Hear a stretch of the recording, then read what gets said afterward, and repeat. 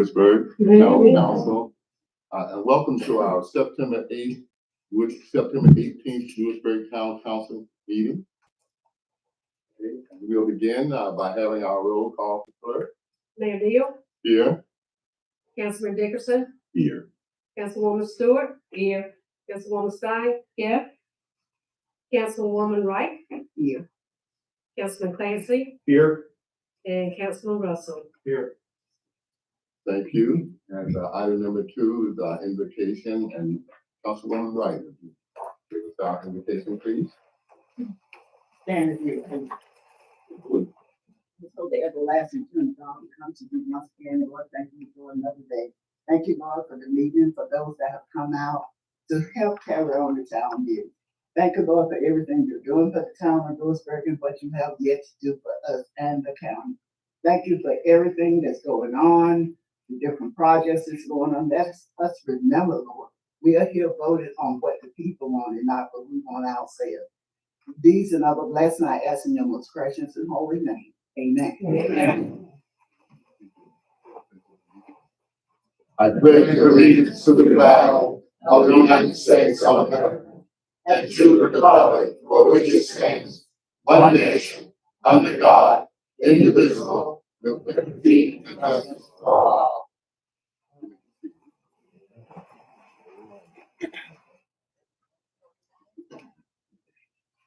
Item number 4 on the agenda is the adoption of the agenda. And I'd like to add before we vote on the adoption of the agenda, just a minor correction that we'd like to make there. On your agenda, Council, you will see that items 6 and 7, just simply switch item 7 back to item 6, which is the public comment section. We had voted to make that last month to make that consistent, that item number 6 being public comment. And with that correction, you got your motion to approve the adoption of the agenda.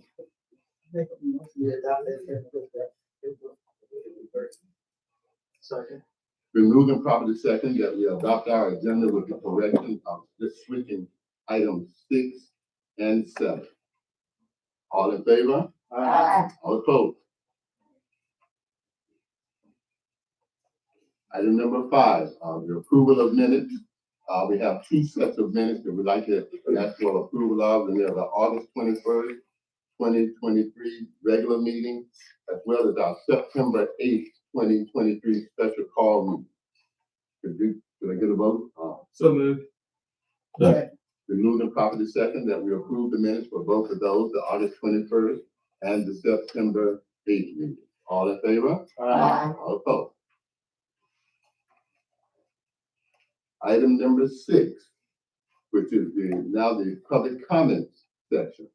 At this time, you, the citizens of Lewisburg, have an opportunity to make public comments, and that would include anything that you would like the council to know.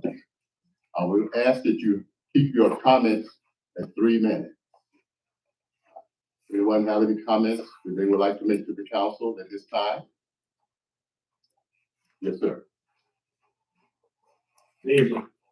Good evening. I want to address the controversy over the Confederate statue. Let me Oh, ask you to my give name your is name and address, please. it's Philip Stover, 307 North Main Street. I want to address the controversy over the Confederate statue. However, I'm not speaking for or against it. What I am speaking for is the decision to move it that was made by previous and current members of this council. Why? Because it was something that has become rare in this country, something that is the cornerstone of effective governing and democracy, compromise. In a democracy, you almost never have uniformity of opinion or total agreement on any issue. So to be able to govern, you must have compromise. Most of us learned this in our 5th grade civics class. In a compromise, each side gets some of what they want and also has to give concessions to the other side. Unfortunately, a large portion of our politicians, local, state, and national, seem to have forgotten this lesson. The controversy over the statue is a classic example of a good compromise. Where one side sees it as honoring their ancestors and sacrifices they made, and want the statue to remain in place of prominence. The other side sees it as representing 400 years of slavery and systematic racism that has oppressed them and continues to do so. They want it destroyed. In the middle is the town of Lewisburg and its town council, trying to avoid what appeared to be inevitable violent confrontation. So 4 wise and current previous members of this council crafted a compromise that gave each side some of what they wanted while having to give some to the other side. The pro side saw their statue preserved, but moved to a less prominent public location. The other side saw it removed so they did not have to see it daily going to work or school, but it was not destroyed. Who was the big winner? The town of Lewisburg in this council. The confrontation was avoided. Violence and bloodshed was averted. Controversy was moved off the center stage so the town council and the town and its council could work on more pressing issues. Affordable housing and the end of homelessness, increased recreation activities, improved infrastructure, people health, etc. What I want to see is that we move forward and stop wallowing in the past. We work towards one Lewisburg, where we work together to make this town a better place to live and raise a family for everyone. Where the pressing issues of our time are center stage. Bringing up this controversy again will certainly not do this. Finally, I want to commend the other unsung heroes of this controversy. Our Lewisburg Police Department and its city employees who carried out this decision with great skill and professionalism and prevented a volatile situation from becoming violent. We all owe them our respect and gratitude. Thank you.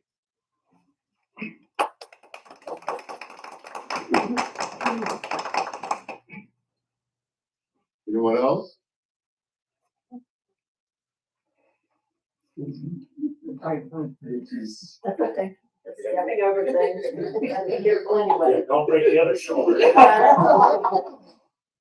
Page Sales, 106 Jeffers Drive.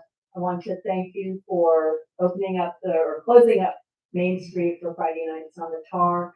Last Friday night, it was a banner evening for my business. I know the little boutique across the street that just opened. They were happy to show off what they have in their site. And I haven't had a chance to speak to Andrea yet, but thank you. We greatly appreciate it. And kids are running around all over the place, and so I know I didn't have to worry about them running out.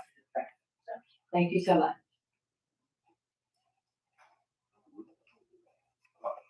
Good, I picked it up really quick.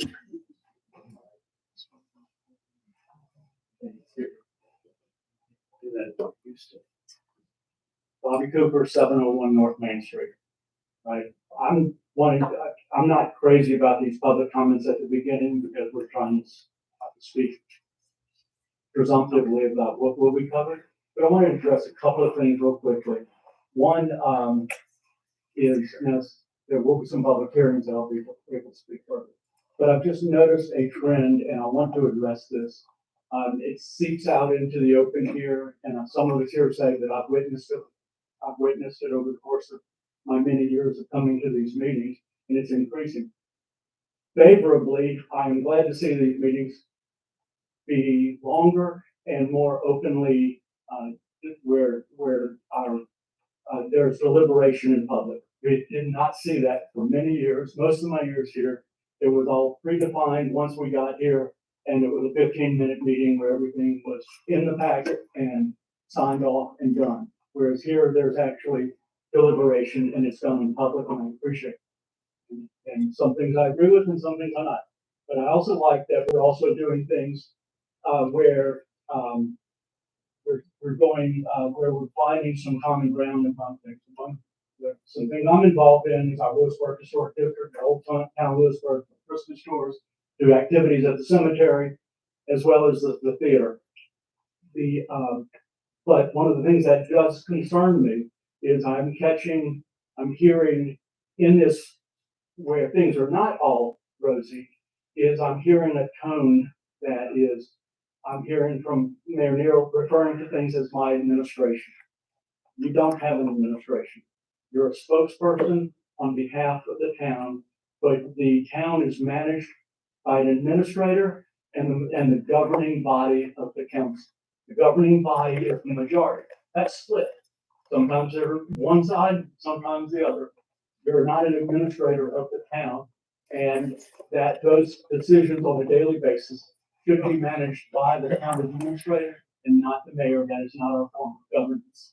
And I'm saying that in the future, on one of our items in the agenda, the personnel, I think Ms. Medlin has removed one element of that very thing. So in advance of that, I wanted to address it, that there is no my administration. On that same note, when you go to our website, we have essentially a political ad for the mayor, as well as one running in the lobby here. That I don't think is appropriate. I think those should be clarified. Thank you for your time. Anyone else? Yes, ma'am.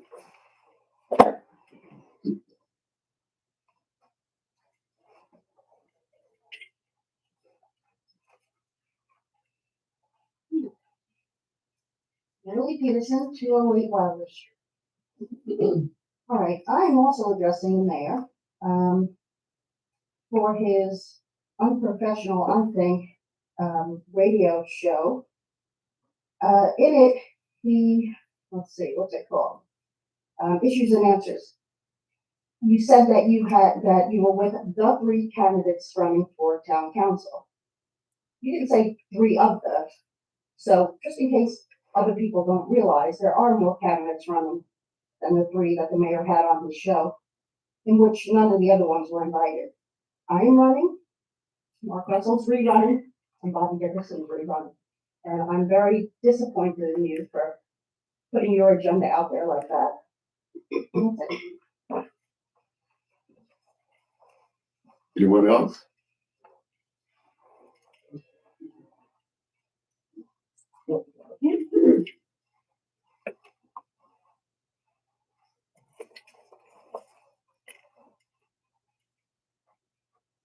David Bassett, 403 Fort Circle. I'm coming to you tonight on behalf of the neighborhood that I live in. That would be Fort Circle and Waddell Street. I've lived in this neighborhood for my whole life, 42 years now. I grew up on Waddell Street and bought on Fort Circle over 20 years ago. I'm the 3rd generation of my family to be in this neighborhood and where I chose to raise my family. I've always felt safe. I grew up riding my bike with friends, walking around the block to visit my grandparents' house, visiting neighbors. This past summer, my 15-year-old son and I were attacked in the middle of the street by a pit bull, completely unprovoked. His owner stayed in his yard, too high to even help us. A neighbor across the street came to our rescue.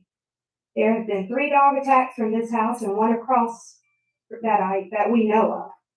We're now all walking with guns and pepper spray in our pockets. I don't even feel safe to walk to my own parents' house anymore. We all know there have been multiple shootings and drug activity that are occurring in our neighborhood. We have considered multiple times to move out of the town of Lewisburg for these reasons. On another note, the town inspector made rounds back in the spring and sent us a letter where we felt was kind of nitpicking that we needed to remove a perfectly legal utility trailer from the wood line, which we did. However, the property across from us has an empty porta potty that is still there for years now. Houses have broken blinds, junked cars, chipped and faded paint, Christmas lights hanging all year long. And the list just goes on. The town, I really want the town to enforce the rules and help clean up the mess that's become of our neighborhood. Please help us restore the neighborhood and make it the safe place that it once was. I take pride in living in the small town and all of the small town charm that it provides. Thank you for your time.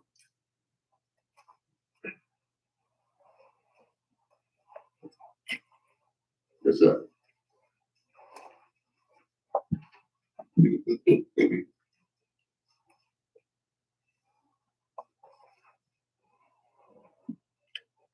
Jim Barnett, 107 Waddell Street. That was my lovely daughter who just gave that speech. I want to say I'm not a politician. I can't give you a beautiful speech like Dr. Stover did, but I'm just a regular license plate salesman. But I want to tell you about our neighborhood. I've lived there for 60-some years. I've always felt safe, but it's just terrible right now. Drugs in and out, rental property. I don't know what could be done about it. Maybe the town could contact the owners of the property and say, look, the police have been called here multiple times. The property looks terrible. There's probably drug activity going on here. Maybe you want to get rid of the tenants you got and get some more. I don't know what can be done. I will commend the police. They're there all the time. Anytime you call them, they're right there.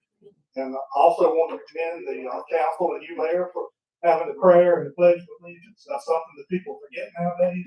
And I was mighty proud to hear that. And I just want to see if there's anything that can be done, clean up the town, clean up the neighborhood, and stop the drug activity. Like my daughter said, these dogs attacks are ridiculous. There was one pit bull on the chain for months with no dog house, no shelter, stayed out there in terrible storms, pouring down rain. We called animal control, we called the police. The dog is gone now, but he suffered for months before anything was done. I just want to, see if there's anything that can be done to clean up that neighborhood and this town, all this drug activity. Thank you very much.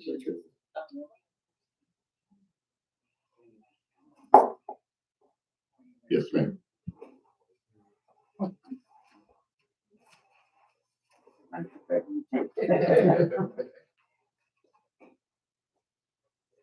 Beth, 110 Wood Drive. I want to just second what Jimmy and Dana had to say. I've lived in that neighborhood for 28 years next month. I too used to feel safe there. I didn't lock my door when I was out in the yard, but I don't do that anymore. They're absolutely right. Our neighborhood has become through traffic for all and Sunday, day and night, night and day. Dogs on loose. We've had shootings, we've had stuff. Lord knows what's going on over the motel. I think they're right. Our neighborhood was a nice neighborhood with people who owned, who cared, and there are still people there who do own and who do care. Jimmy's right, the police are there if you call them. But we need something to change that because it's beginning to feel very unsafe. Sometime early this morning, somebody tried a window screen off my front window. Fortunately, the window was locked. That does not make me feel safe. So whatever y'all think to do, one thing that I will say, I have a great deal of respect for you. I know that came to this council, according to the Franklin Times, not long ago, begging for more budget to hire and retain good officers. Please do that. If you give him what he needs, I do believe he will do the very best job for this county. Not just my neighborhood, but yours. Thank you. Thank you. Anyone else? Citizens, we want to thank you for your comments. I want to assure you that we take these comments very seriously, and we will act on them. That's why we have this comment, and again, we appreciate your comments. Thank you.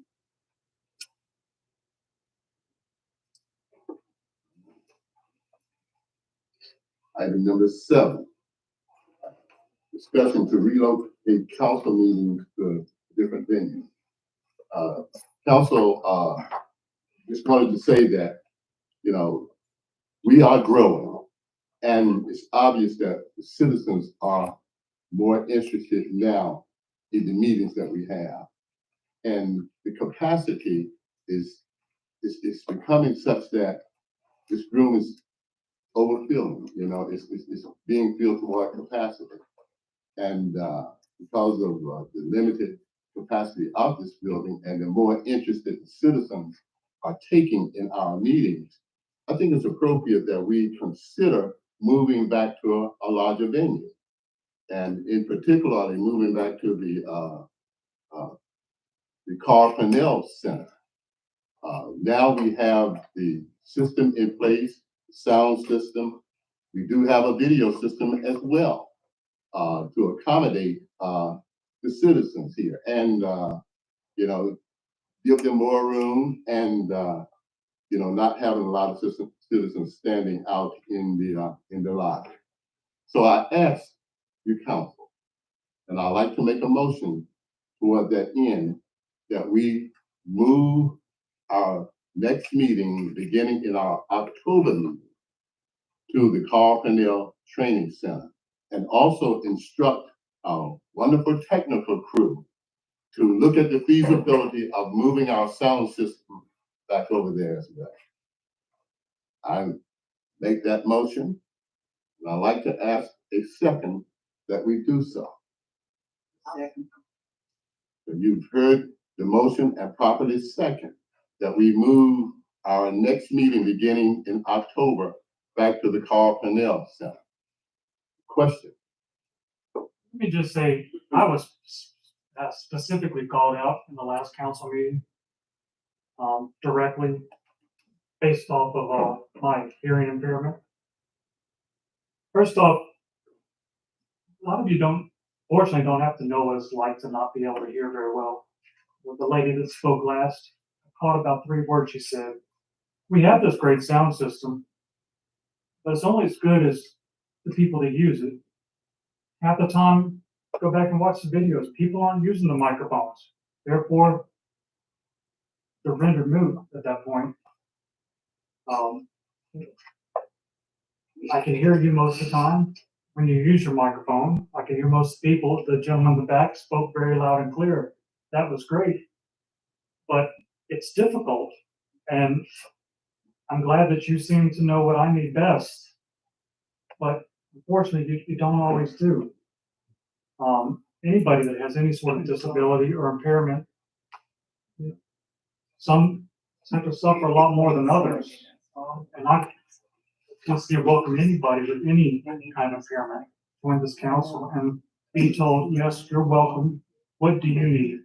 I've asked for 3.5 years to get a sound system. Jonathan told me no, they're too expensive. We finally got them. They're working. I can hear most of the time. That's great. But if we don't use them, they're no good. The acoustics in this room are a lot better. I believe the audience can hear a lot better in here. We have video and audio that we can stream live now, which people can stay at home if they're concerned and they want to. And I also like the idea other councils have done throughout the state. If you have something to say and you don't want to be able to be here in person, or you have travel needs or whatnot that you can't be here, email the clerk and have them read their statements in person here at the meetings. Well, I can, Did I make the time? sure. Oh, Exactly. Let me be Sam. I think this is a classic example of us needing to cooperate all together. I first got interested in the council by coming to a council meeting and participating and thinking, okay, then I think I'll run for office too. And I've been here for a while and I've been honored to be reelected.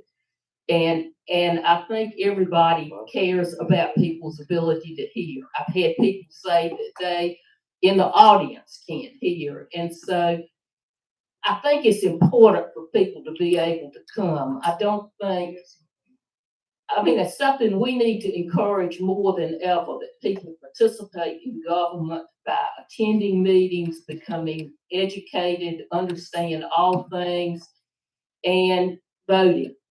And I want people to be able to hear things firsthand. I don't want people to be discouraged from coming because they're afraid that they are going to be sitting next to someone and they might have health impairments. I see that the older I get, that you got to be more careful about things like that. And so I think we ought to really all as citizens, council members, make an effort to make it work at a larger location so everyone can come. When we have groups come in, I'd love to see school children come and see local government in action. And so for that reason, it is no reflection on you, and you have consistently, Mark, and I appreciate it, wanted to make people aware of the hearing problems. But I hope we can have a meeting of the minds and work out something and just either not get upset if somebody reminds us of a meeting, like turn your mic on or step up, speak up, and then we can all be a part of this, because I think the more we can work together, the better the whole town will be. And we're an empathetic and caring town, and I want to see us do this together. And that'd be my comments. Thank you. Thank you for your comments. I too empathize with you, being now that we do have this system and it can be adjusted to a larger venue. Now, as you can see, we are filled to capacity here now, and I'm sure that there are other who are watching online as well and here. So I think we can do both. Compromise to the extent of accommodating the citizens, as well as setting up a viable sound system so all can be heard. Any other on the question? Mayor, is there any compromise in the fact that, say we pick up everything, we move over to the training center and say, Mark can't hear, then what?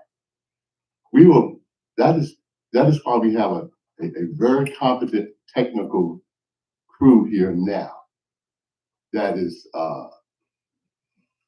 in tune to making the system work for everybody. Everybody. And this system now is proven to be very satisfactory in this building. They do have the capability to adjust it and make it fit in a larger venue. And so it will work. It will work. So, but my main concern is making sure that the citizens who come to our meeting have adequate seating. Right now, it's apparent that we have citizens standing in the lobby right there now, who I assume would very well like to come inside. Yeah. They chose to come inside as opposed to staying at home watching it on their social media. So that's why I think it would be appropriate to move back to a lobby. The motion is on the floor. Any other questions or comments? Mayor, I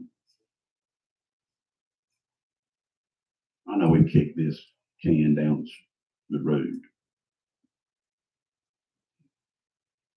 And we've talked about compromise. And I would just like to suggest, not gonna be popular, I would like to suggest that we table this to the November meeting. Why? Why should we table this? Why do you feel, Councilman Dickerson, that we should table this to the November? Amen.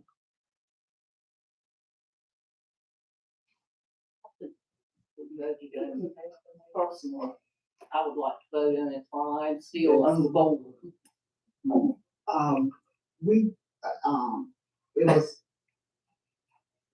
We already knew we would have to move back. I'm sorry. Well, that's just Hey, sometime. I think I have a lot of enough voice. My family have a lot of enough voice. We knew we was gonna have to move back when the crowd gets here. And it has been, for the last 3 board meetings, we've had a packed house. People are standing in the lobby, some was even out the doors, couldn't even get in. So I mean, I can understand that you are concerned with your hearing. But like I said, we can up the levels. One day, we're gonna have to be probably in Lewisburg Auditorium having a board meeting. We'll have that many people in Lewisburg. So what are we gonna do then? You have to prepare for the future and stop doing the backroom deals in small places. Right. Yes. Let's be for real.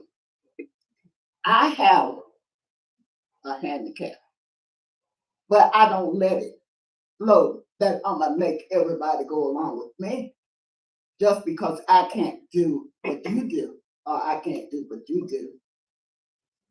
Amen. It's no, it looks like it should be a sensible answer. We are compromising. We bought the equipment. So now it's time to up the volume and go back so people can spread it out and not be so close together all the time. I have a question. I'm, of course, the newer person on the board. You guys have been here for a while. How often did you guys move locations because of crowd size?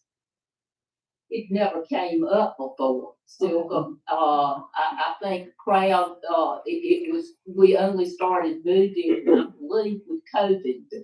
Was, when we started moving, and that was, for safety's sake, and that was fought by some people that didn't like that, or didn't recognize it as a problem.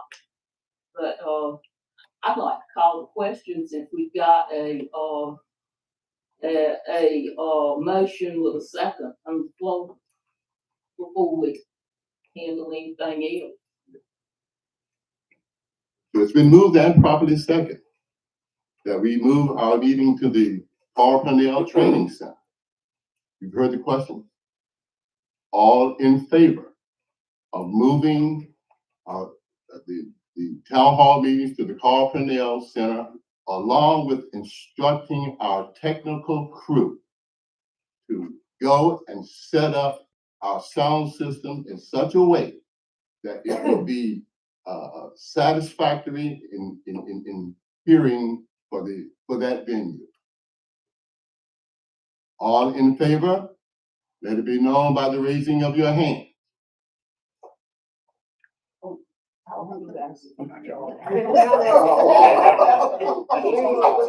All opposed?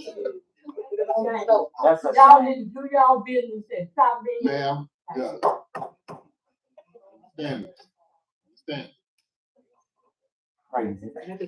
Citizens, you see a Yes. perfect example of governing for the town of Lewisburg. Yes, we do. In addition to this motion, I'd like to make additional motion to allow mechanisms for people that are at home to be able to write in via email and have their comments raised at the board meetings. Okay.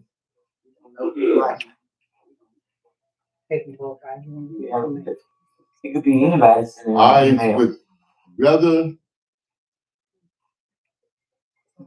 that if people want to come to the meeting and participate, they should come to the meeting. Having them at their venue is fine. But citizens now All right. are coming to the meeting. Yes. We didn't never have this before, but until as we began to grow, as the interest began to increase, citizens decided to come out to the meeting. I am disappointed Me too. in you not simply wanting to move to a larger venue when we decided to come here because we had inadequate sound system. We now have an appropriate sound system that all can hear. And I'm disappointed again in the fact that you still do not want to move when we have taken the opportunity to make the system adequate for everybody to use. Mayor, can I ask, maybe Mr. Williamson might know an answer to this? Does the county government in their meetings allow questions to be mailed in as, what, Mr. Russell has brought up? I mean, I don't want to step on anybody's right to participate, but does the county accept, mail inquiries? I haven't attended enough of their meetings since they meet, on our meeting night, one of their meetings, I do not know, but I doubt it. I believe Wendell does, and we did it, President's Day sat when we did it for the, when we had Zoom meetings, those that were was, emailed in. there were some comments, you're right, mailed in, so.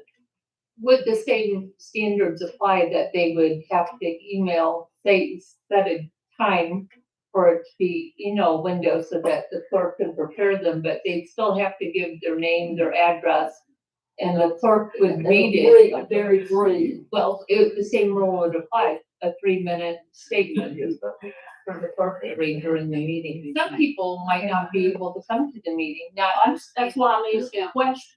so was that a motion? I made a motion. I'll second it. I have something to say on that. Anybody can write in using, if I tell them, yeah, write it down. I give you permission to use my name, use my address. It's not valid. That's right. And how many letters will you get in? Are you gonna add another 30 minutes, hour to the meeting just to read some letters of people that don't want to come in? If they have something to ask, I think they need, because they can call any day during the week to ask questions. They don't have to wait for meeting time. So why would you want to put yourself through that to try to get back to them when they can do it during the week? They can call down here to the office. They don't have to wait for one night out of the month to have this done. Those are good points. It's you adding time and pressure on yourself. And even though we do, which would allow that to happen, you still have a capacity here now. Yeah, but you have to deal with these people. So, this is what my originally motion was about for the citizens who are here now. And we are filled to capacity now. So if we were to take into consideration your motion, okay, so they will be where they were, or where they are. But we still have to understand that we have a capacity crowd here now as well. So to not move forward and have citizens here, in addition to the ones that may be on the social media volume. So, that's my concern. I don't see where, even if we went that route, I don't see where it would prevent us from moving to a larger venue to accompany the citizens that we have. Amen. So, we have a motion on the floor Please. to recite your motion, please, Mark. Could you recite your motion again? Move to establish a mechanism where individuals who cannot be here for whatever reason, our citizens deserve a voice, whether they're traveling, ill, or whatnot, need to be heard by the entire council. The mechanism is put in place to allow them to write an email and have it read before the council, regular council meetings. Okay, so that's the motion. But again, I want to point out the fact that you have just made a motion to include citizens that you want to include into for them to have, but yet and still you voted to block the citizens for having their say. So that's where I see that there is some, no comments from the audience. That's where I see you know, the indifference. Inconsistent. So all in favor? Well, then is the second, is it been a second? Yeah, she said. Okay.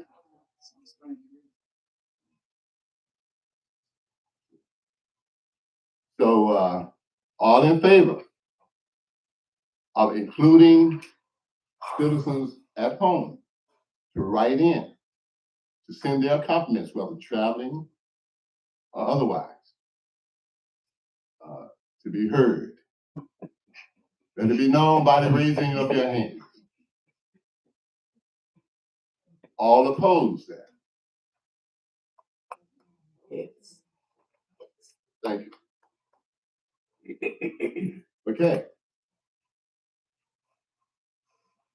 Moving on to item 8. The public hearing for the amendments for the noise ordinance to allow electronic artificial church bells. Can I get a motion to go into public comments? Make a motion to go into public. Then moved and properly second, let me go into public comments to hear the amendments for the noise ordinance, as well as amendments to the zoning ordinance to modify the land use map of the College Park, as well as amendments to the zoning ordinance to rezone 15501 401 South. All of this will be in our comments. Mr. Medley, thank you again. Mayor, Town Council, I'm here tonight to solicit public input on changing the noise ordinance to allow for electronic or artificial church bells. Some years ago, the Town Council acted to change the ordinance to limit broadcasting of church hymns or music to address concerns of loud music experienced during such broadcasts. Today, the issues raised whether that prohibition applies to artificial or electronic broadcasting of church bells and whether the council wishes to revise any of the related provisions affecting artificial or electronic church bells or music being broadcast. So this is discussion only, just sharing, we'll take it into consideration and decide if we need to amend the ordinance that we have in place. Ms. Millen, I get some questions. My first question is, have you received a formal request from Lewisburg United Methodist Church? Okay. May I ask who requested this then? The solicitation comes to the council, right, for us to just consider. Which council? That would be me. Okay. I just wondered because, yeah, I grew up listening to church bells. I love hearing the church bells. And, I think that the problem with the other ordinance, with the problem with, sound was that there was nothing ever asked officially by the church at the time. They just went ahead and did what they did, and after the fact. And then people in the neighborhood started complaining because it was so loud, and they weren't ringing bells, as I recall. It was hymns, which, you know, are lovely unless you're right there underneath them. And it was the decibel level was really, really loud. And I noticed in the ordinance, when we got the new ordinance book, we changed it to the sound about loud noises from 10 p.m. to 7 a.m., which really doesn't cover that.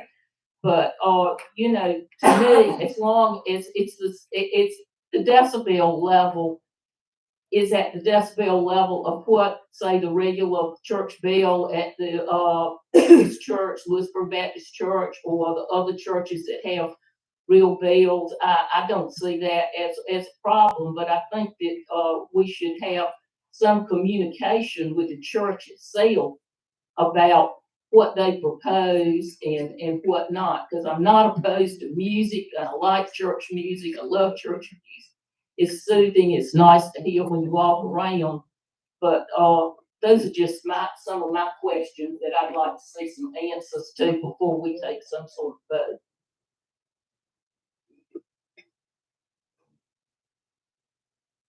The other comments from the council? I know that currently the Methodist Church had done some repairs. They had done some repairs to their roof and taken their mechanisms down. And, although the church did not contact me directly, it's something that I also grew up with. I miss them. I really don't hear them where I live, but, I think that they're a nice addition to a charming town. I would like to see that perhaps if they did want to do them, I'm sure that their intention was never to disrupt anything. So I think that if they choose to put them back on, and I don't want to have a roadblock in the way in case they do choose to turn them back on. I know that a lot of citizens over the years have stated that they would like to again hear them. So I understand that, and I'll be told that, and I agree. I think it's that we need to be considerate of everybody in the immediate neighborhood, but, it's the decibel level that I think need to be meeting the minds about.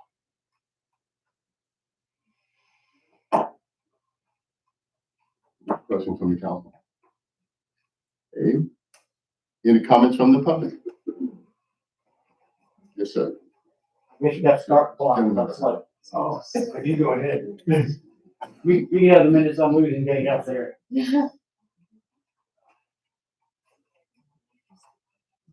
Brendan Davis, 302 King Street. First, let me say I'm a big believer in the separation of church and state, but I don't see this as a church-state conflict because if you recognize over 1,000 tongues to sing, then you've probably been in church. You're not likely to be offended by that hymn being played over the streets of Lewisburg. I must sadly say that our minister didn't do his homework. He thought we were on legal footing when we installed those because town council did not forbid chimes. But these are simulated chimes, electronic. And I think that was our biggest problem. Another problem is apparently we didn't talk very much to our closest neighbors, and I'm sure that they were upset by that level of volume. Now, having said that, I'm not really crazy about Black Eyed Peas, and I really don't love the song. Tonight's going to be a good night. But I have to listen to it when they play it at Lewisburg College, half a mile away from my house. To me, it invades my yard. It doesn't accomplish anything, and it has words to it. The chimes, the simulated chimes that the Methodist Church has been playing, or had been playing, are not specifically, you couldn't listen to this and say, oh, that's Christian propaganda. No, unless you know what Charles Wesley was saying with those hymns, you're not being propagandized by Christian. I am sorry that our church did probably upset some people who didn't care for blind well. And I agree with you, Councilor Stewart, that that's a very significant issue. We have to be sensitive to invading the space of other people. But I do hope we can hear 1,000 times sing. Thank you. What was your name again? Brendan Davis, Theory, and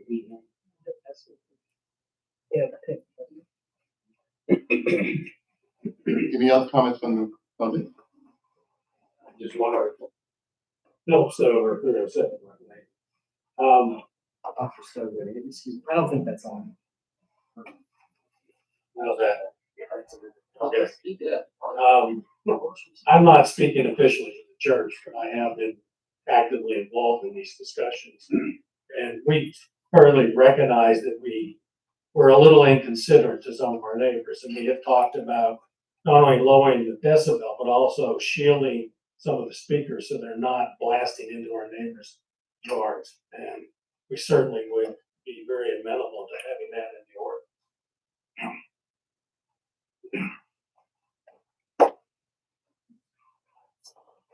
Any other comments?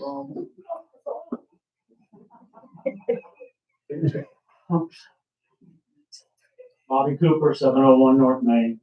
Yes, when this controversy started many years ago, they were quote silenced by virtue of the fact that it was recording music. That was a stretch because that's in a different area in the ordinances.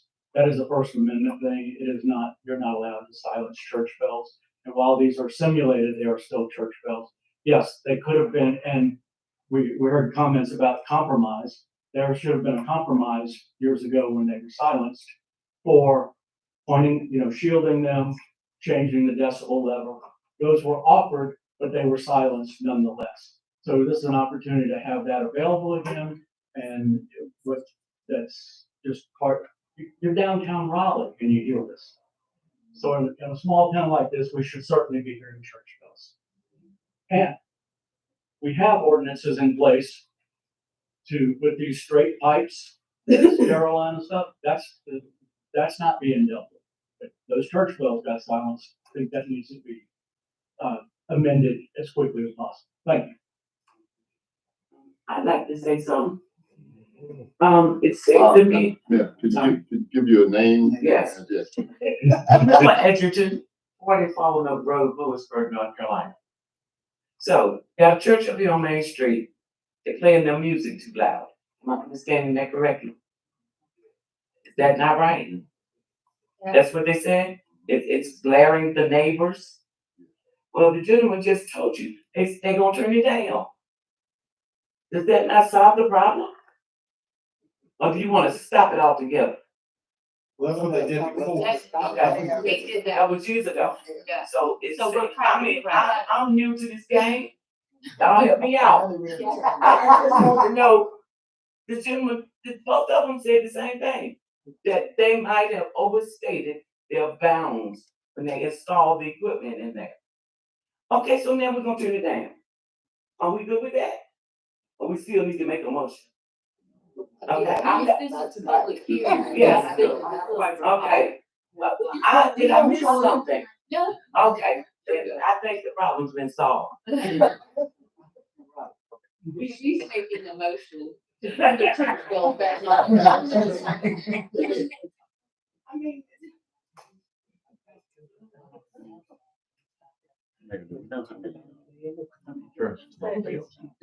Well, I know two. I know St. Paul Presbyterian Church. Yes.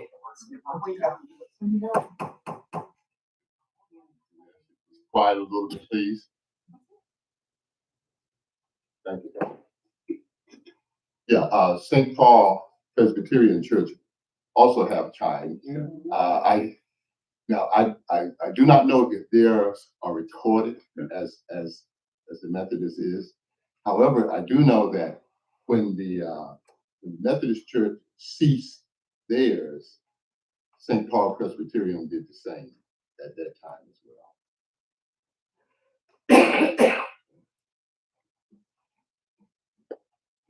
Well, sir, although this was brought up for discussion, can I make a motion that,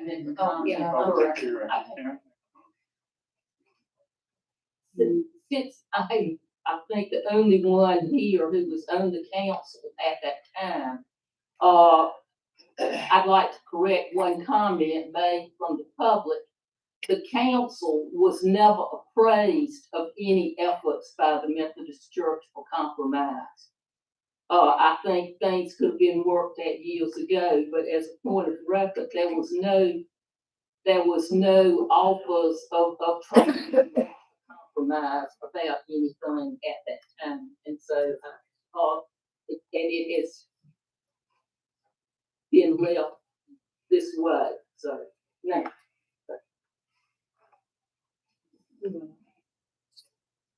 so I'd like to make a motion. We have to come out.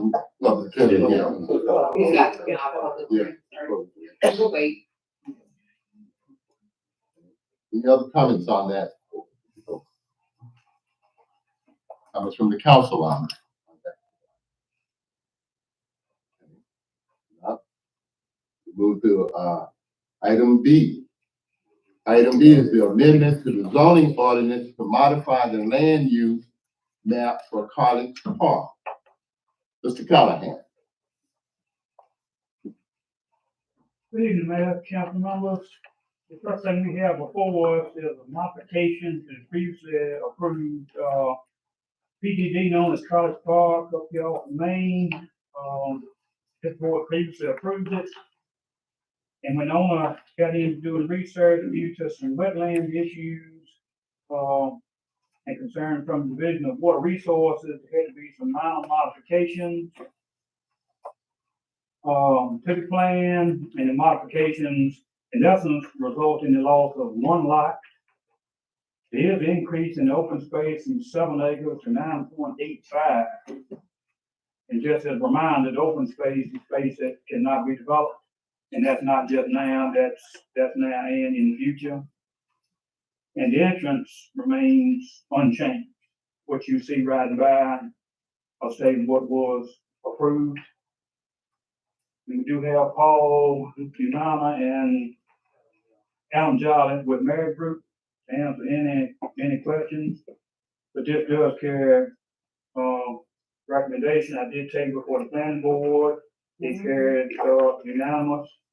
It does follow with sound planning principles, and it is minor in change what was approved.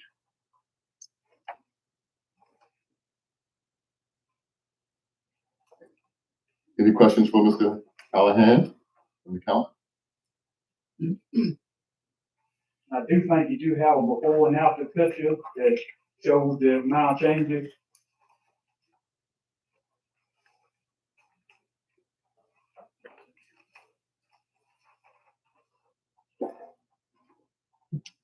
And I'm sure Paul, if he wants to come on up, he can put it on board to Sure, we identify it. you have the floor, sir. If you'd like to. Keith, good evening, Paul Mignogna from Marriott Group. I'm here with my partner Adam Jolly and our land planner Scott Murray of Scott Murray Land Planning. Pretty straightforward. If you don't mind, I'll just cut to the chase and I'll take more of your time than it's necessary. So I'm gonna put up a couple boards, and if it's okay if I step away from the mic? Sure. Okay, thank you. So first board I'm gonna put up, y'all saw this last year, and then it got approved in October. This is the existing plan. Just as a point of reference, y'all have seen this before. Entrance is on Main Street. There are 2 lots that are governed by the historic district. And then there are, in this plan, 66 lots back into the property bounded to this on the south by Lewisburg College, on the north, and to the west as well, and on the north by Lewisburg High School. What we found as we started our formal design process is that the wetlands and the stream buffer were more extensive than we had initially anticipated.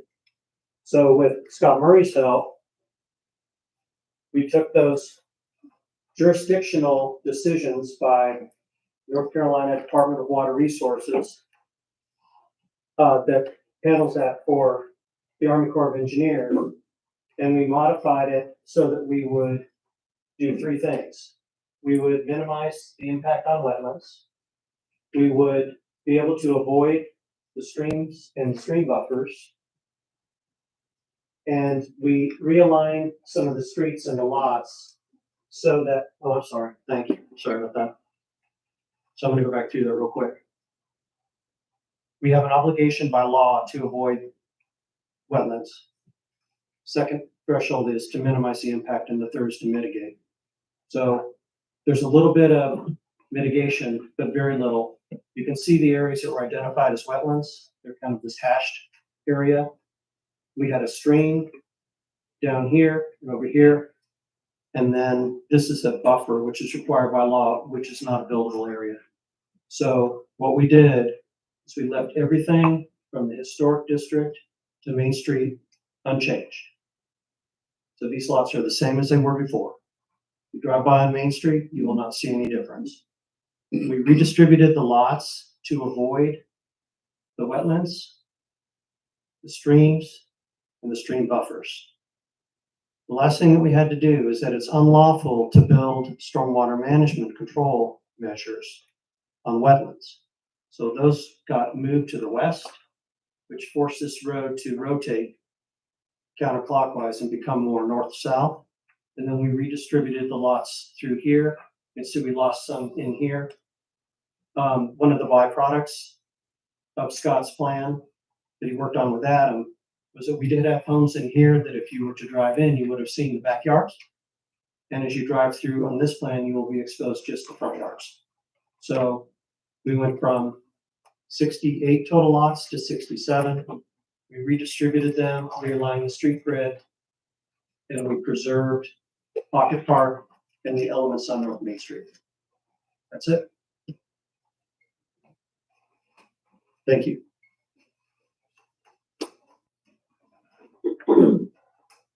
Any questions from the council? I have a question, sir. Is that a natural wetland? Apparently it is. Wetlands, wetlands change. So when we did our initial assessment, we did not believe that there were wetland pockets. Some of the wetlands, it's an active issue in law right now. You may have heard that the Supreme Court actually addressed waters of the United States, whether they're contiguous to rivers and eventually flow into the ocean. We have some wetlands that are pocketed, but we didn't make any changes based on what may happen by law, just on what exists prior to the Supreme Court hearing, because the state has not decided how they're going to handle it. But it works, and we've avoided the stream buffers in the streams and doing any stormwater management on wetlands as well. Well, my opinion, I like this plan better than the initial. The first one was good. I'm just saying, I think this one's. Well, thank you. So, sometimes, A little bit more. it's like, hey, this, better sometimes. I dated myself.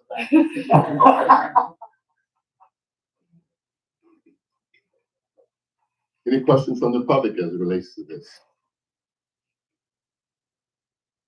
Okay. Moving on.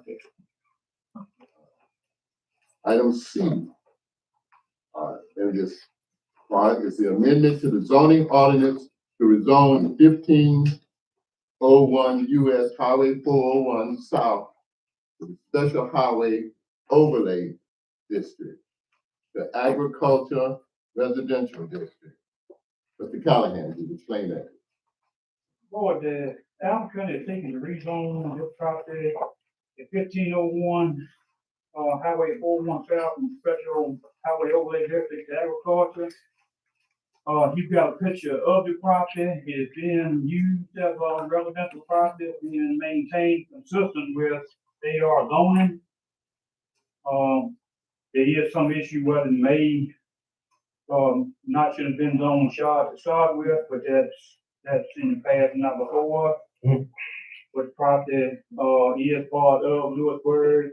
I think the structure dates back to early 1940. Structure dates back to 1949. 1849. 1849.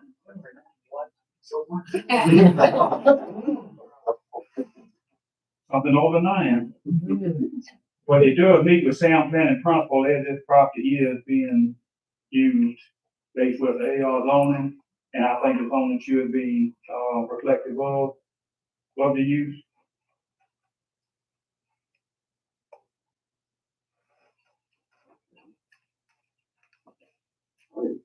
It is a little over 11 acres. I think you've got a picture of it. Fantastic looking place. Everybody seems to remember it. You know a little of the history.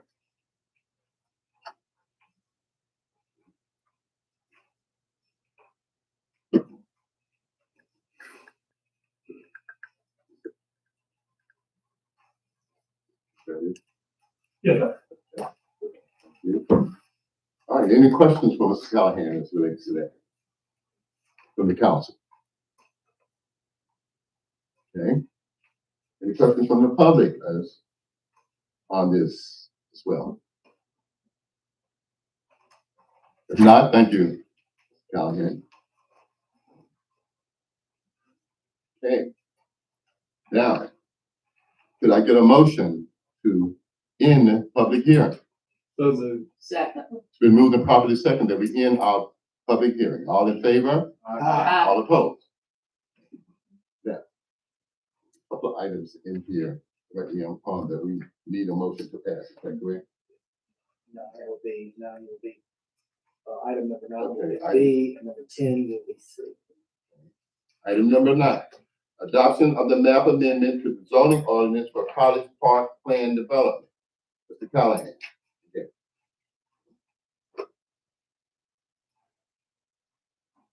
Yes, what you have before you is the ordinance, amendment to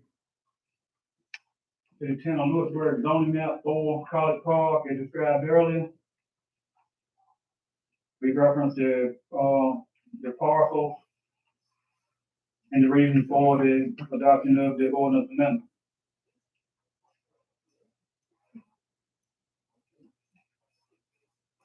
Okay, any questions for Mr. Callahan relating to that order? Not, can I get a motion? I'll make a motion. It's been moved and properly second, that we, adopt the map amendment for the zoning ordinance for College Park. Mayor, the motion needs to be read. Okay. I make a motion to approve the request by the applicant that the parcel identified by Franklin County, parcel number 015957, be approved for rezoning from the special, oh, got the wrong one. Hold on. Page nine. Page 9. Page 9, that's not. 59, let's see, things that state. Okay. I make a motion, sorry about that, to approve the request that the amendment to the planning development district map for College Park as identified by Franklin County tax ID parcels 017537, 046687, 015859, 047286, 047287, 047288 be approved, given the findings for this request are consistent with the 2030 Lewisburg Comprehensive Plan and shown to be in the public interest as the amendment more accurately reflects the town's housing and needs and is to be found reasonable, as this will result in a logical progression of the development.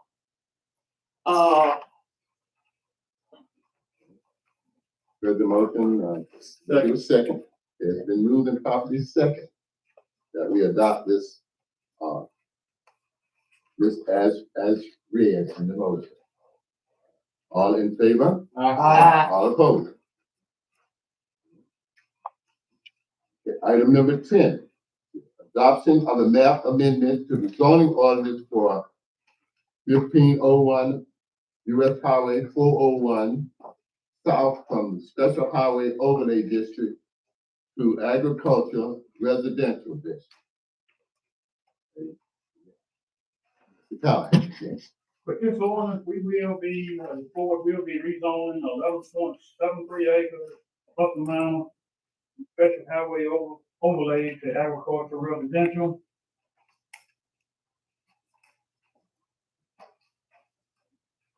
It is in compliance with the town of Lewisburg zoning map. It is consistent with proper planning principle. That's what's before you. Any questions from the council for Mr. Callahan?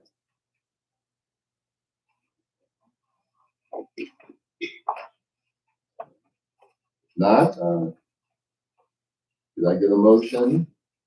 I make a motion to approve the request by the applicants that the parcel identified by Franklin County parcel number 015957 be approved for zoning from the special highway overlay district to agricultural residential, given the findings for this request are consistent with the 2030 Lewisburg Comprehensive Plan and shown to be in the public interest as the project conforms with the town's ideas and moreover to be found reasonable as this will result in a more logical zoning for the property use. A second. It's moved and properly second that we adopt this ordinance as read. All in favor? Aye. All opposed?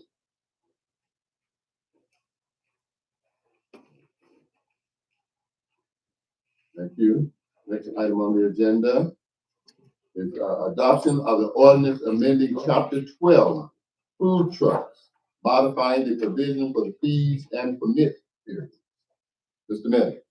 Mayor, council, in front of you tonight, as has been discussed in the past regarding food trucks, we've made several amendments. However, tonight we're requesting that amendment be made to extend the permit period from 60 days to 180 days.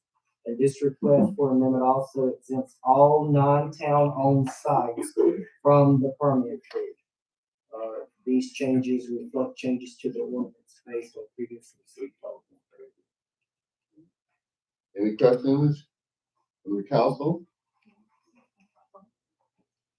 Not, could we get a motion to approve that? I make a motion to approve. Sure. It's been moved and properly second, that we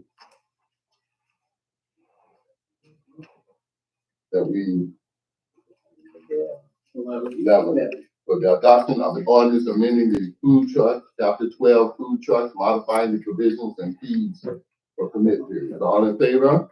Aye. All opposed? Item number 12, resolution fixing the date of public hearing for annexation of Forest Hill subdivision. Mr. Callahan.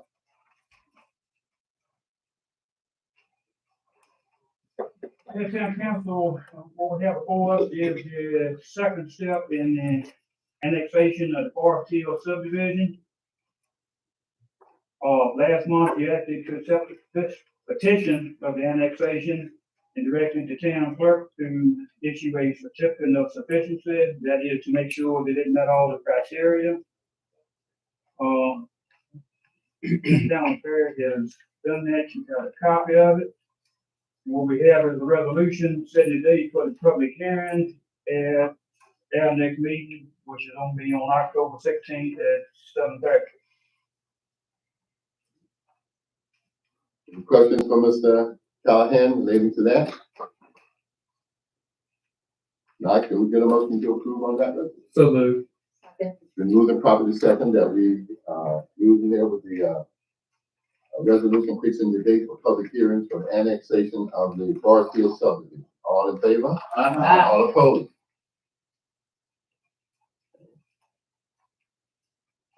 We got item number, 13, resolution for town-sponsored events. Mr. Levin.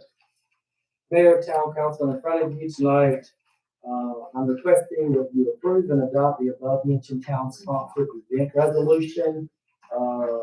We had a special called meeting on Friday, September the 8th, and staff was asked to modify the all-inclusive event resolution, which seemed to be very broad, related to town events. The amendment was amended, and the resolution that's in front of you has been modified to establish a policy that grants all North Carolina registered public or political parties such as Democrat, Green Party, Libertarians, No Labels Party, Republican parties the right to engage in political activity and or campaigning at any town sponsored event.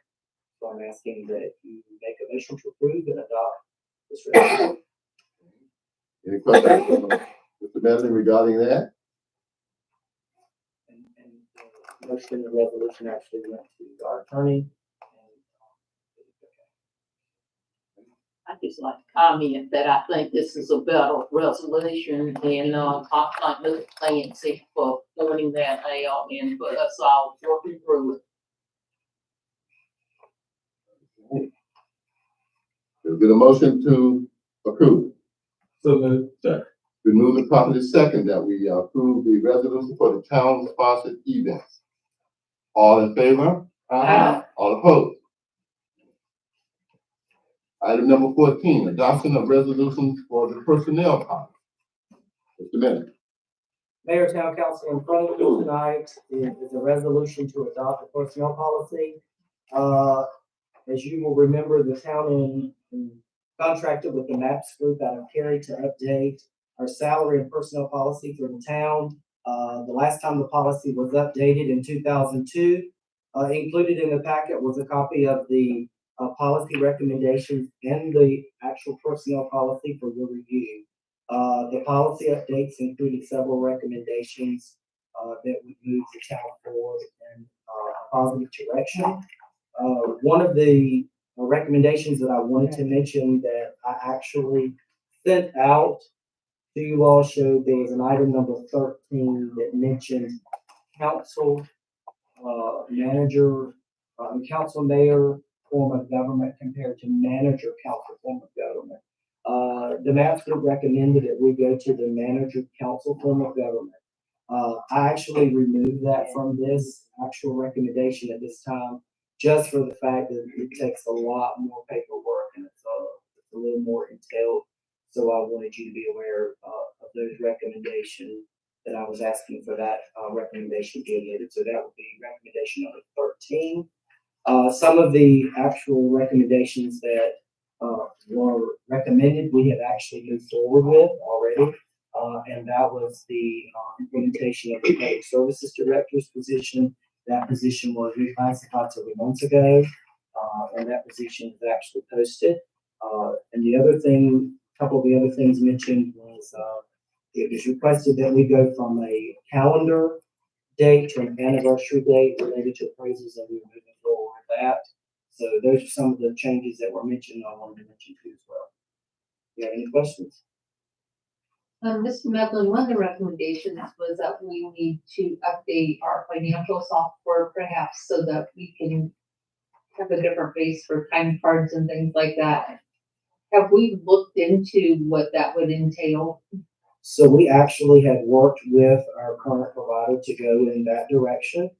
They have given us a notice that they are actually no longer providing service to the program that we have.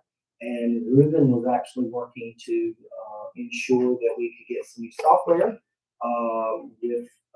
They had a couple options through our current provider, and we decided to make some decisions on that. But staff will be moving forward so that we will take that recommendation and move forward with it as well. And then there was one question that I did have regarding the personnel policy. So currently, we do not insure. I'll give you a situation. I started working with the town when I was 18 years old. I've worked here for 30 years and I want to retire. But then I have gap years between when I will turn 55. Is there something that we can do not to punish those employees that have given their career to us and started at a young age? Yes, ma'am. We just have to amend that policy to reflect if they have 30 years of service, continuous service, they can retire before the age of 55. Is that something that we need to do at this time if we're adopting the policy, or something that I need to speak further regarding, or? I would say you can react on that tonight. But I think that would be a positive approval, and I think the employees would greatly appreciate that.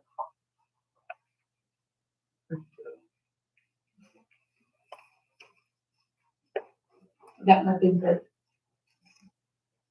Mr. Madden, Yes, sir. do we need, when we make this motion, do we need to omit 13 or omit 13 in the motion or just? I would omit that. Yeah. Yes, sir. Okay.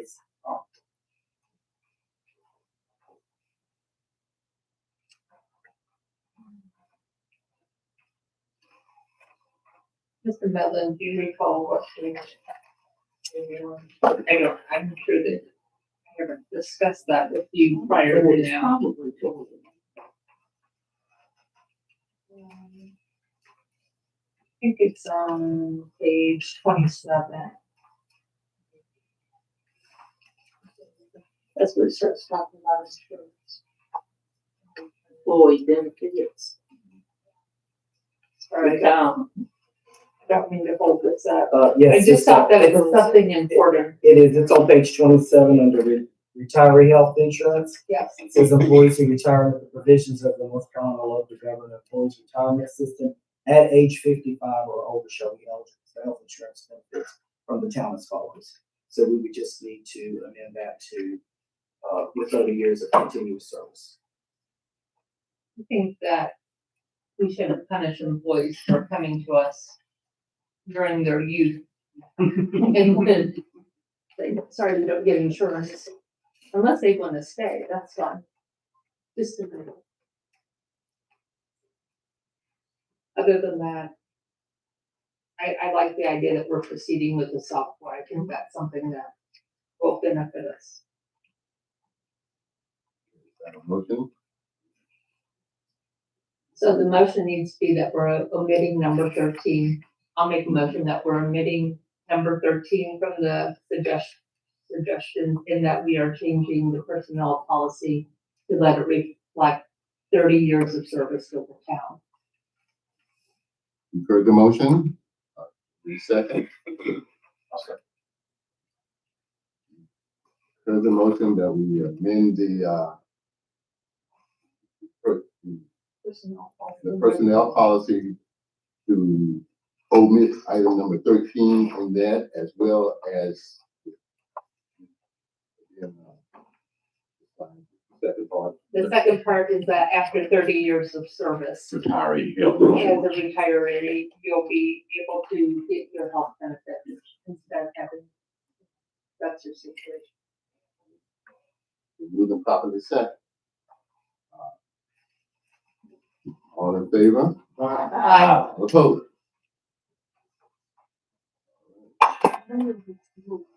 All of this be available on our website, or is it already on our website? We haven't adopted it yet, but will you put it on the website? Okay, I think it'd be good, and I know some people have raised a question about, that some of the things are hard to access on our website. If you can maybe get the IT gentleman to look at that, especially if we're gonna add something with as much help as this to it. But I think it would benefit the employees and everybody involved if they can access it on their own.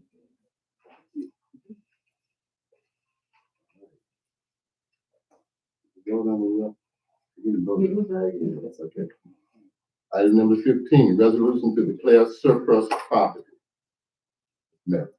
Mayor, Town Council, tonight I'm requesting for you to approve surplus property of a 1991 Generac diesel generator. The town owns a 1991 Generac diesel generator, which we're in the process of replacing. This generator, which actually the generator is housed at the Carlton Public Safety Complex. It has reached its useful life. Therefore, I'm requesting council to approve surplus for this. Any questions for Mr. Merriman regarding that? Surplus property, if not, take a motion. Motion. The move and properly second that we declare that piece of property surplus.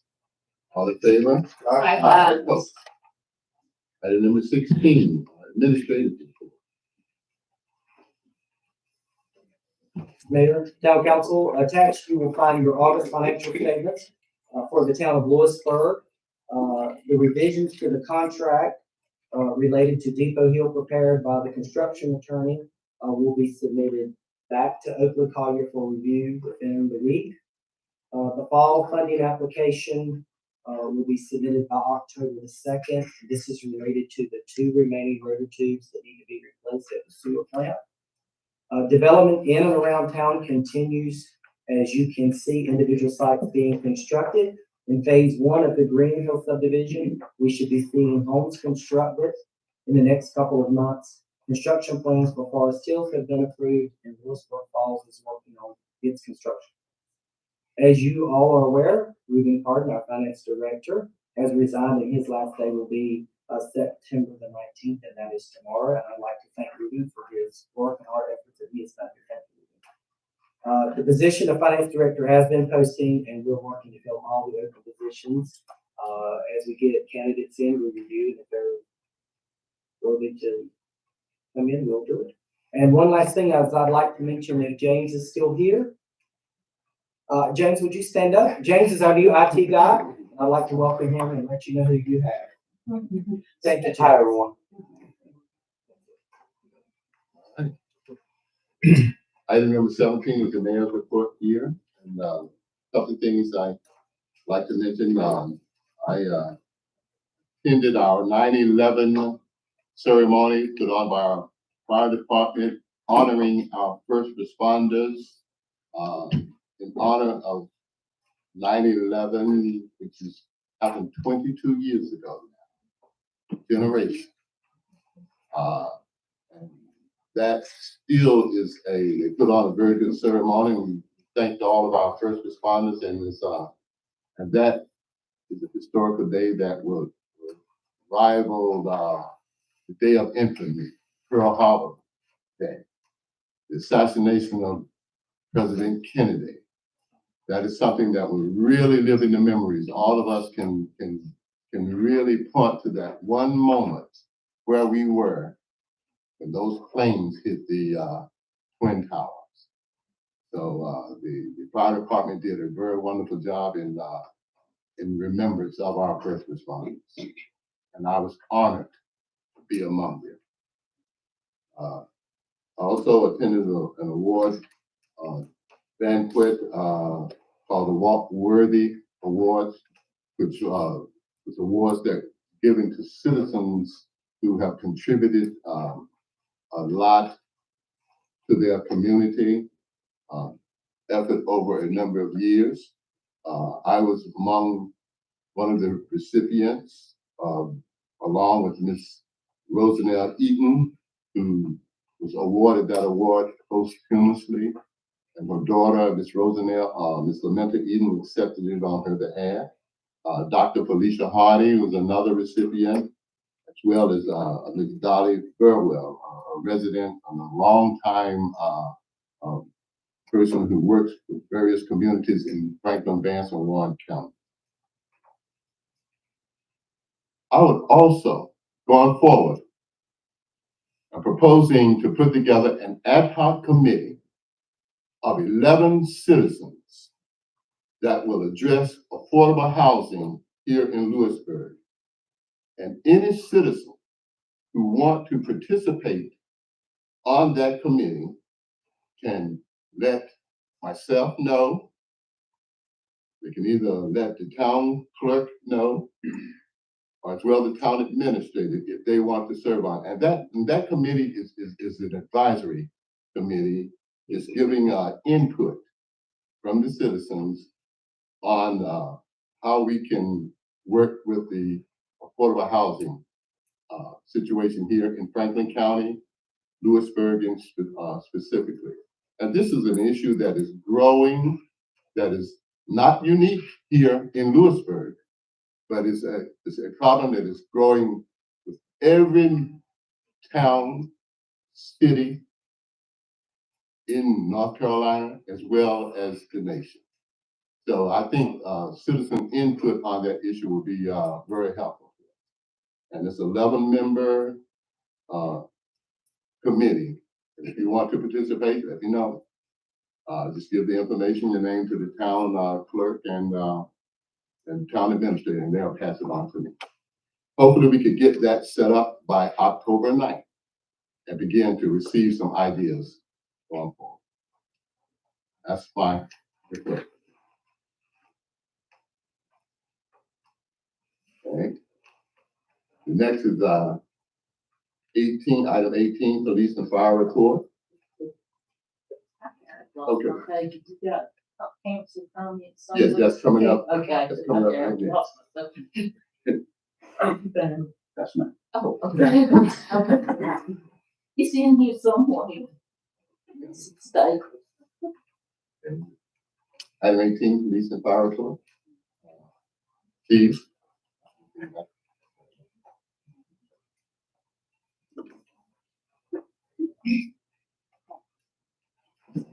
Good evening, Mayor, Council.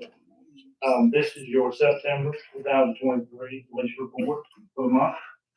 Number one is employee actions and recognitions. Lewisburg officers received an assortment of gifts by a number of organizations for Patriots Day and 9/11.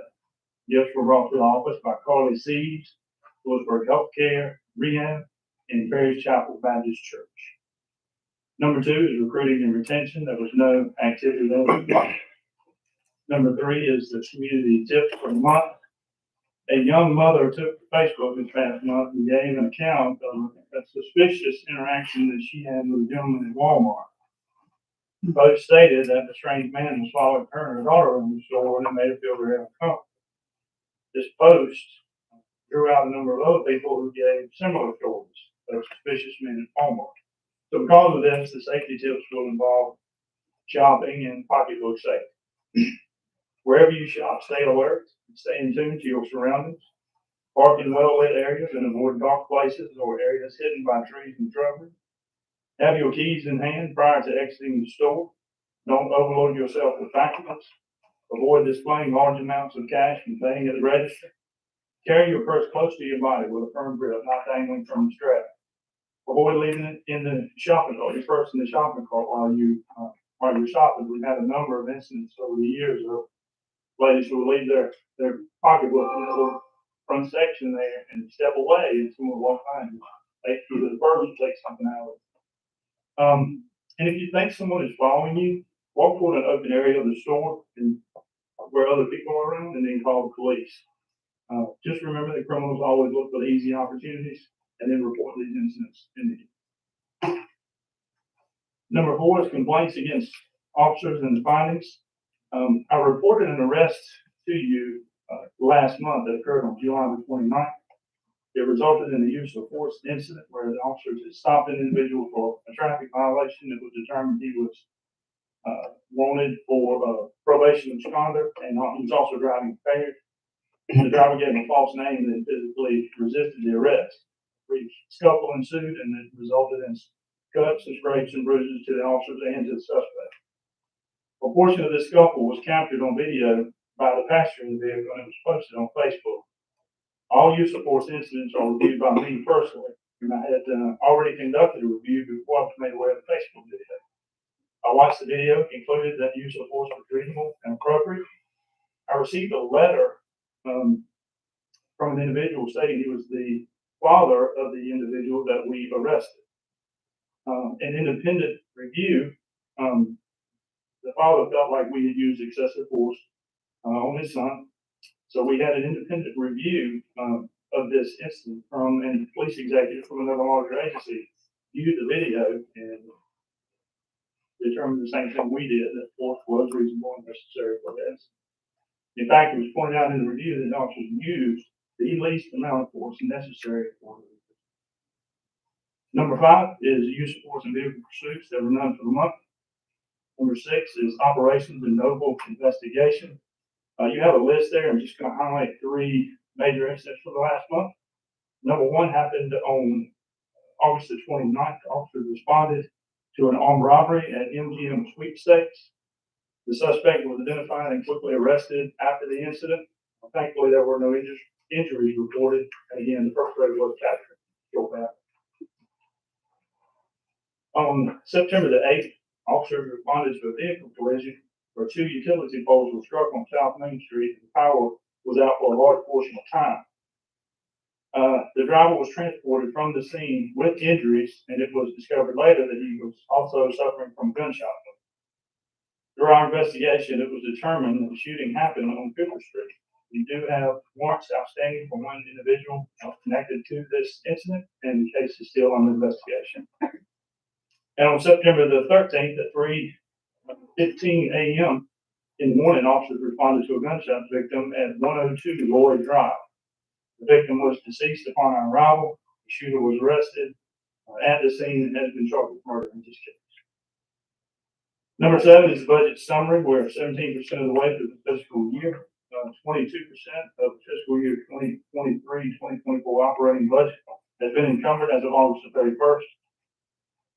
As far as grants go, we are wrapping up the current Governor's Crime Commission IT grant project. All equipment has been purchased, and now we're just working through the process of getting it reimbursed. Number 8 is department training summary.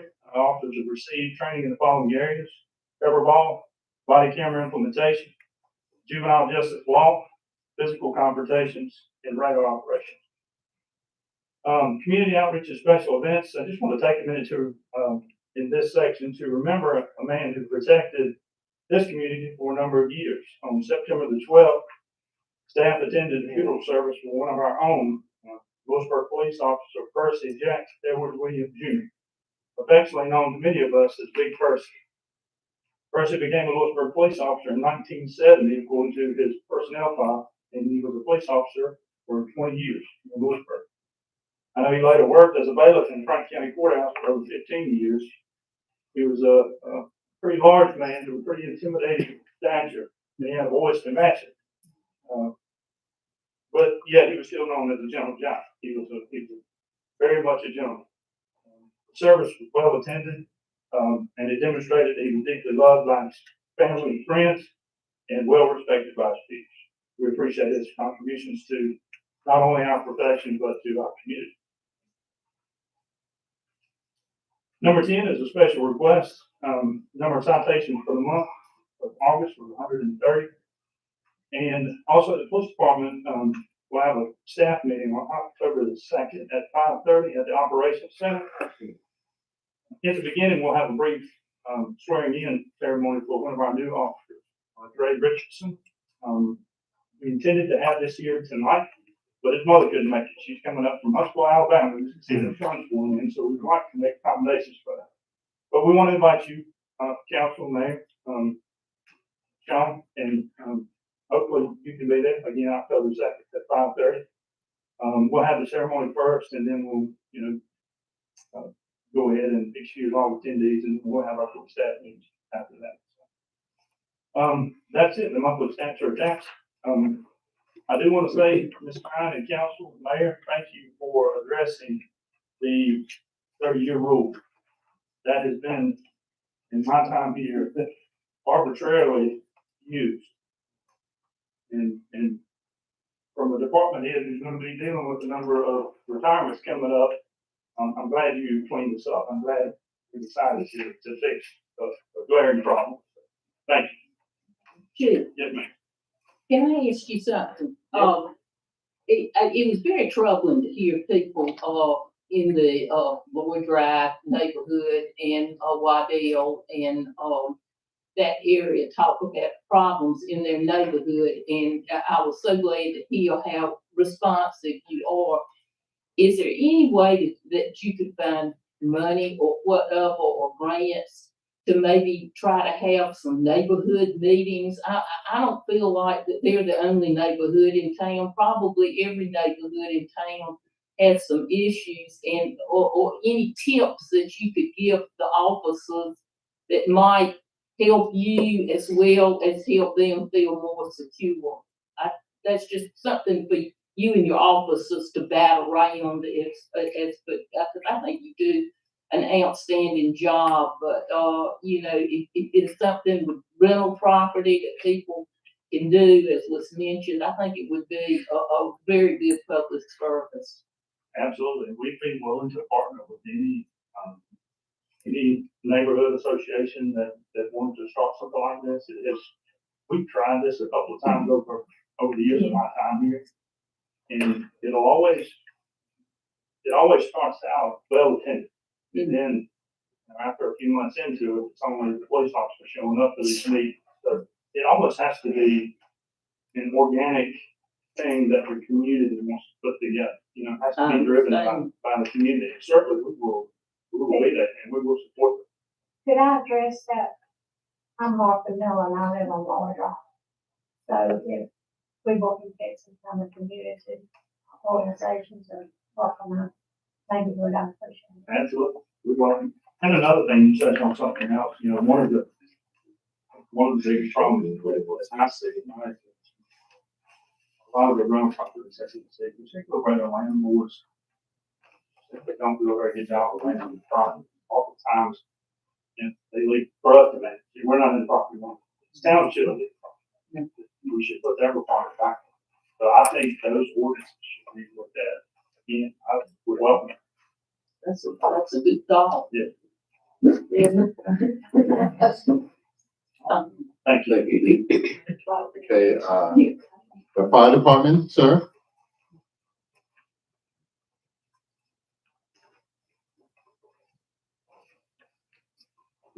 Council, Rick Johnson, engineer, goes to our fire department. I am here in place of Chief Lynn. We have a couple of notes here from, previous year, August sixth, the Lewisburg Fire Department response reported of a house fire at 115 Ben Foster Mobile Home Park. It's a rural area of our fire district. Arriving units found someone that had set a lawnmower on fire next to a mobile home, resulting in minor damage to the structure. Chief Lamb investigated the fire and found that the structure was occupied at the time of the fire. The suspect was located a short time later and arrested by the Franklin County Sheriff's Department and charged with arson in this case. Chief Lamb and Lieutenant Walbert visited the Makita Tools factory in Georgia. They learned more about battery operation and tools that we use on our daily operations in our fire trucks. That was on August 22nd. Also, the Lewisburg Fire Department hosted a child passenger safety seat clinic at a community baby shower event. Captain Seal and Lieutenant Fogelman, more recently, we conducted fire extinguisher training for at-home counseling services. Chief Lamb also met with Fred Keller of Wake UMC for an annual visit and inspection of Engine 1 on August 30th. You see probably in front of you that our in-town calls were 27 for the month of August. Out of town were 20, totaling 47 calls for service in August. And there was 18 fire alarm violations, one for not that long. Keep praying for us. Thank you. Okay. Item number 19, council comments. Councilman Dickerson, anything you'd like to say? Man, I just want to say that I had the opportunity to hear last month when we've had some extremely hot weather, to stop by and check on our employees that are working, and I commend all of them, each department, but it gets kind of taxing sometimes when when it's extremely hot like it has been. And we've just got some tremendous employees, and I think I can speak on behalf of the whole council and just say we appreciate all of it. Thank you for what you do for the town. Councilwoman Stewart? I attended with the mayor of the 9/11 event. It was very well done. Also attended the Franklin County Economic Development meeting last week in Youngsville. There are lots of good things happening. We need to be a part of things. Dr. Schuler gave the good report that the public schools got. We met a young man who's working with students from Lewisburg College. Vance Scramble Community College is very active. And all of these things are here in our town, and we need to come together and take advantage and help promote them. College is gonna have homecoming. I can remember when we used to have homecoming parades and things. So let's try to look for ways to support, the groups that are trying to work with young people and just make them want to be part and stay here like, Dana Bassett has, and see that they have a good place to live and grow up with. And I thank you for your time. Councilwoman Stan? I would encourage people to follow the town on social media. A lot of people say, I didn't know that was going on. The staff has been really good about posting events and going ons. So please encourage people to follow us on social media. The other thing is, there is a way now that you can pay your bills online and go paperless if you would like to do that, which is always encouraging. I also attended the 9/11 memorial service put on by the Firemen's Association. It was very well attended, and I appreciate everyone's effort. It was very warm out there, and but it's something that we can't forget. And it's very important to our community. But thanks for coming out. Thanks for your input. Thank you. Councilwoman Right? Yes, I'm thanking everyone for coming out this evening. And I also attended the 9/11 event here, and it was a beautiful event. I really enjoyed myself, and the speaker was dynamic. I talked to one of my friends that morning to see was he going, and he's a person that live here in the county. He's back, but he was actually in New York City working at the time, and he was telling us before how many, months straight that they had to work and everything that he went through and stuff. But this was the time for their gathering. He and a couple of guys he worked with, they usually get together for about 2 weeks during the summer month, and this was the time he was up there visiting. And so he came back on Thursday, but I really enjoyed that. And also on next Thursday evening, we'll be going to the car banquet that will be held over in Oxford. Councilman Clancy. I just want to thank everyone for being here and your input and comments. That's it. Thank you. Councilman Russell. I was out of town for 9/11, so I wasn't able to attend here, but I did with my company. And just far reaching how much 9/11 has affected everybody. We lost 2 airplanes in 9/11 that were hijacked, and so it still hits home with our company every year. Next, I'd like to ask Sean if you can tentatively add to the next agenda about possibly revisiting the College Street project. There may be a way around the impasse that we faced before. We can get things worked out, possibly bring that up in the next council meeting. And lastly, it's September 15th, October 15th is National Hispanic Heritage Month. We have a growing Hispanic population in our town, so I'd like to recognize them, especially our Hispanic and Latino employees. And as always, thank everybody for coming out here. We really appreciate you and the comments. Thank you. Thank you, Council. Okay, item number 20, motion to adjourn. Moving the proper second, then we adjourn. Citizens, thank you for coming out. Look forward to seeing you again next.